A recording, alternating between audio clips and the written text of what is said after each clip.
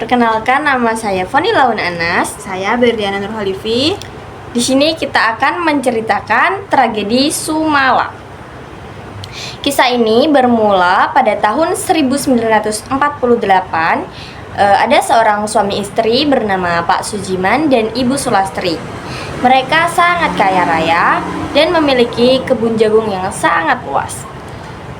Tetapi setelah 11 tahun pernikahan mereka belum juga dikaruniai seorang keturunan.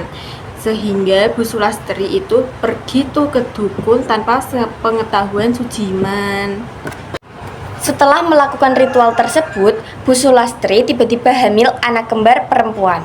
Tapi saat melahirkan, salah satu kondisi anaknya, kondisi fisiknya itu menyeramkan. Mohon maaf, seperti buruk rupa.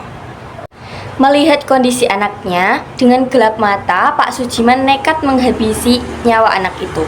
Dan yang tersisa hanyalah anak yang normal yang diberi nama Kumala. Nah, namun Kumala tumbuh dengan kondisi keterbelakangan mental. Kondisi tersebut membuat orang tuanya malu, dan sejak saat itu pula, dia mendapatkan siksaan dari ayah juga ibunya. Orang yang tulus kepada Kumala hanyalah Mbok Sum ART rumahnya. Tahun demi tahun berlalu, beranjak 8 tahun usianya, bukannya membaik, Kumala justru semakin parah, seperti memiliki dua kepribadian. Waktu siang normal-normal aja, tapi pada malam hari Kumala mendadak menjadi agresif. Setiap malam, Kumala selalu membalaskan perlakuan orang-orang yang jahat sama dia.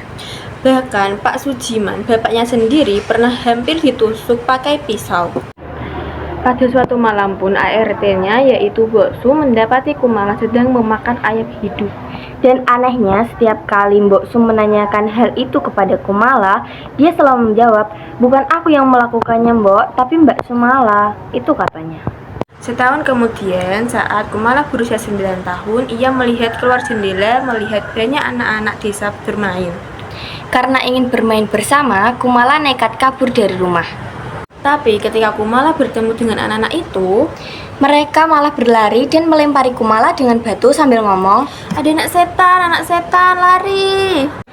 Hal itu membuat Kumala pulang dengan perasaan sedih. Nah, tiba-tiba saja 3 hari kemudian, Supri, salah satu anak yang membuli Kumala, ditemukan tewas di dekat sumur yang berdekatan dengan ladang jagungnya Pak Sujiman.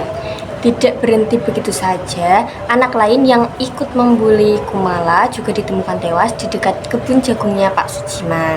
Nah, hal ini itu membuat warga geger karena semua jasad yang ditemukan itu berdekatan dengan kebun jagungnya Pak Sujiman. Jadi warga itu mengira pelakunya itu Pak Sujiman.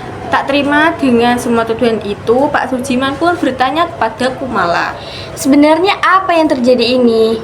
Lagi-lagi Kumala menjawab, "Bukan aku, Pak. Mbak Sumala yang melakukannya. Mbak Sumala marah karena anak-anak itu jahat sama aku. Aku sudah mencegah Mbak Sumala, tapi dia tetap menghabisi nyawa mereka." Bingung dengan jawaban Kumala, Pak Sujiman pun mendatangi seorang dukun. Pada suatu malam, Pak Sujiman pulang dari dukun tersebut. Ia pun kaget melihat Sukir, anak buahnya, terkapar di lantai bersimbah darah, lehernya hampir terputus. Dengan panik, Pak Sujiman mencari istrinya dan dia menemukan istrinya terkapar di dekat kasur dengan beberapa tusukan di perutnya. Dengan suara hampir habis, Bu Sulastri bilang, "Maaf Pak, semua salahku." Setelah mengatakan itu, Bu Sulastri meninggal dunia. Tiba-tiba, Kumala muncul membawa pisau dan dengan beringas, Kumala berlari dan menyerang Sujiman. Dengan terluka, Sujiman berhasil kabur dari rumah. Dengan tergesa-gesa, ia membangunkan para warga dengan cara memukul kentongan.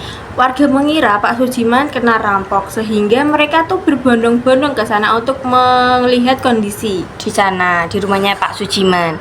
Sampainya di rumah Pak Sujiman, warga melihat kondisi rumah Pak Sujiman itu berantakan sekali.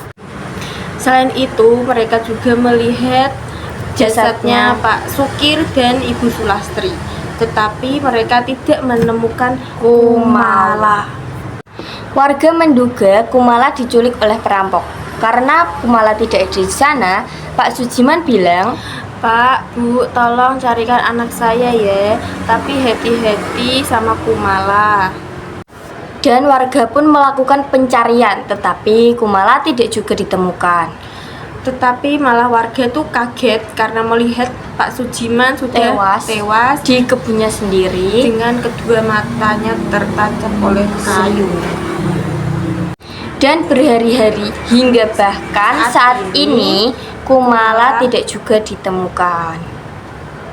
Sampai pada suatu hari, Mbok Sum ART-nya keluarga Kumala ini membuka suara Karena Mbak Sum mengetahui yang kejadian peristiwa Sebenarnya. sebenarnya. Jadi tuh Mbak Sum ternyata selama ini mengetahui dan menyimpan rahasia yang Bu Sulastri simpan, yaitu tentang ritual yang dilakukan Bu Sulastri untuk mendapatkan anak. Dari ritual tersebut, Bu Sulastri akan mendapatkan anak kembar Tapi salah satu dari mereka yaitu berasal dari bangsa bangsa jin. jin. Dan anak yang buruk rupa itulah anak dari si iblis atau si jin itu. Dan seharusnya Bu Sulastri merawat mereka dengan baik. Nah, dan barulah ketika mereka ini sudah berusia 10 tahun, anak si jin atau iblis ini akan pergi. Dan keluarganya Bu Sulastri bisa hidup dengan bahagia. tentram, damai. Seharusnya seperti itu.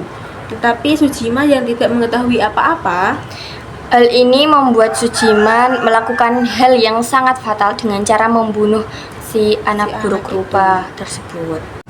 Karena si anak iblis ini sudah tidak mempunyai raga lagi, akhirnya saat Kumala berusia 10 tahun, ia datang lagi untuk mengambil raganya Kumala. orang-orang pun percaya bahwa nama Sumala adalah nama dari yang kembaran Kumala ini dulu disebut-sebut sering-sering disebut oleh Kumala. Kumala. Di malam di mana Kumala menghabisi semua keluarganya, ternyata itu adalah hari yang bertepatan dengan kelahirannya. Dari semua keluarga meninggal, Mbok Sum adalah satu-satunya Keluarga yang selamat dari peristiwa naas tersebut. Nah, sebelum peristiwa itu terjadi, ternyata Kumala menghampiri Mbok Sum dan berkata, Mbak Sum pulang aja. Malam ini akan ada kejadian bahaya di sini. Mbok Sum yang sejak awal tahu misteri ini tentu langsung paham ya apa yang dimaksud Kumala tersebut. Dan akhirnya Mbok Sum pulang dan Mbok Sum selamat dari peristiwa tersebut. Itulah cerita tragedi Sumala Yang digadang-gadang lokasinya yaitu di Jawa Tengah, di bagian terpencil di Jawa Tengah. Tapi kita tidak tahu lokasi tersebut berada di mana. Sekian dari video kali ini. Terima kasih sudah menonton. Thanks for Thanks for watching. Hati-hati Bye. di Sumala.